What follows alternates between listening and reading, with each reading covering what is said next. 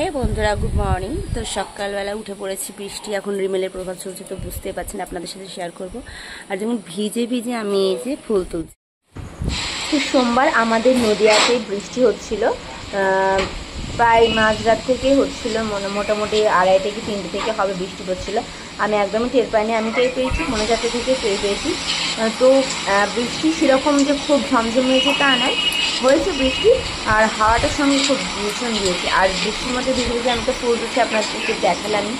আর আজকে সারাটা দিন জানেন বন্ধুরা, ভীষণ নাজেহাল অবস্থা হয়েছে আমাদের, সেটা আমি বলছি।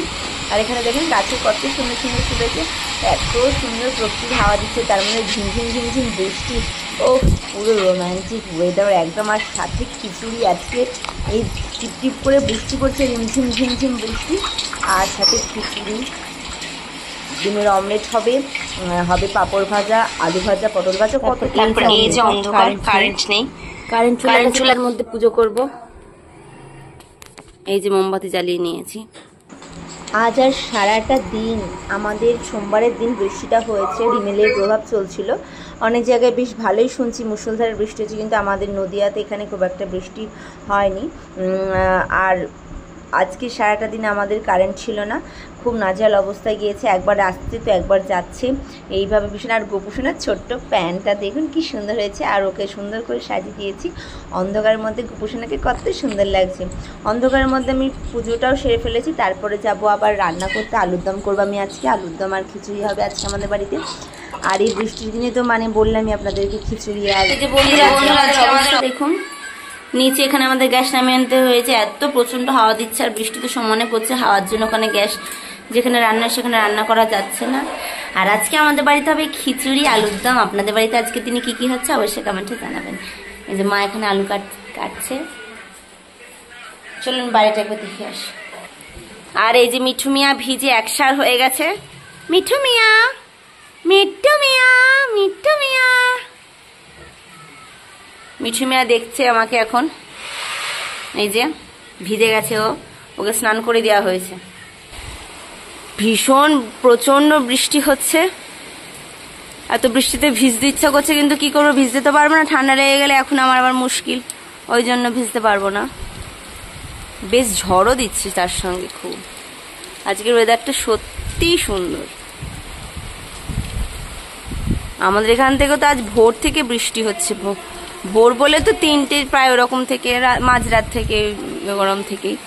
তো আপনাদের কোথায় কোথায় কাদের বৃষ্টি হচ্ছে অবশ্যই বলবেন। কিন্তু বৃষ্টি তো ভীষণ ইচ্ছা করছে। আর এই যে আমাদের এই যে চাল কুমড়ো গাছ, এই চাল কুমড়ো গাছ এখান থেকে মা চাল কুমড়ো পেরেছে, চাল কুমড়োর পকোড়া হবে আজকে, তার সঙ্গে আরো কি কি আইটেম থাকবে অবশ্যই সেগুলো আপনাদের সাথে শেয়ার করবো। চলুন আমার বরকে একবার দেখে আসি। আমার বর এখন রেডি হয়ে গেছে, অফিসে যাবে বলে চা খাচ্ছ, কিছু খাবে না, খেতে চায় না একদম।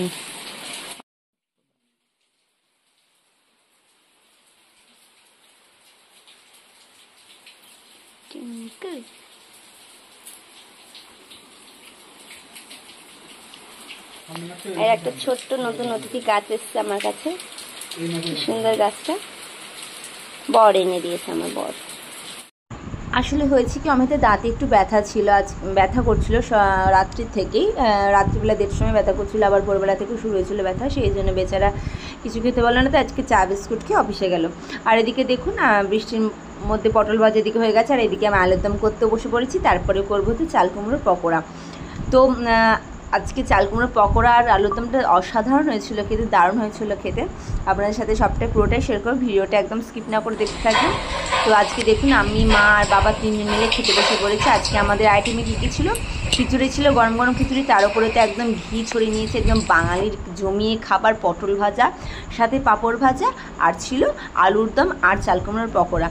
বৃষ্টিতে ভিজতে ভিজতে বেচারা বরকে আজকের দিনও কাজে যেতে হয়েছিল, কি করবে, কাজে তো যেতেই হবে, কাজ না হলে তো আর হবে না। তো বৃষ্টিতে ভিজে ভিজে যাওয়ার পর আবার দুপুরবেলায় ও যেমন যথারীতি যা খেতে আসে ও খেতে এসেছিলো, তারপরে আবার বলেছিল যে যাবে না, কিন্তু দেখুন কি অবস্থা, বেচারা পুরো ভিজে, বর্ষাতিটা ভাগ্যিস ছিল, বর্ষাতিটা পড়ে গেছিলো, আর এদিকে তো জামা কাপড় তো কিছু শুকায়, আর আস্তে আস্তে বৃষ্টির দিন আমি বলছি আমার জন্য কী এনেছো, দাও দাও দাও। আর এই যে দেখুন সারাটা দিন সন্ধ্যা থেকে নাজেহাল অবস্থা, আর কারেন্ট কিচ্ছু নেই। তারপর অনেক চেষ্টা করার পর বাবা, শ্বশুরমশাই আর বর মিলে তো অনেক চেষ্টা করলো, কারেন্টের তারে একটুখানি হালকা ফুলকা নাড়ি টাড়ি দিল, তাতেও আসলো না। তারপর অনেকক্ষণ বাদে আবার কারেন্টটা আমাদের চলে এসেছিলো। আর আজকের ভিডিওটা এখানেই থাকলো। ভালো লাগলে অবশ্যই একটু লাইক, কমেন্ট এবং শেয়ার করে দেবেন, আর আমার চ্যানেলটি সাবস্ক্রাইব করে দেবেন। আর যে দেখুন দূরে সব জায়গাতে আলো, শুধু মাত্র আমাদের বাড়িটাতে এরকম হচ্ছিলো, বারবার কারেন্টটা আসছিলো যাচ্ছিলো, লো ভোল্টেজ ছিল ভীষণ। তারপরে আস্তে আস্তে একদম চলে গেছিলো। তো টাটা, সবাই ভালো থাকবে।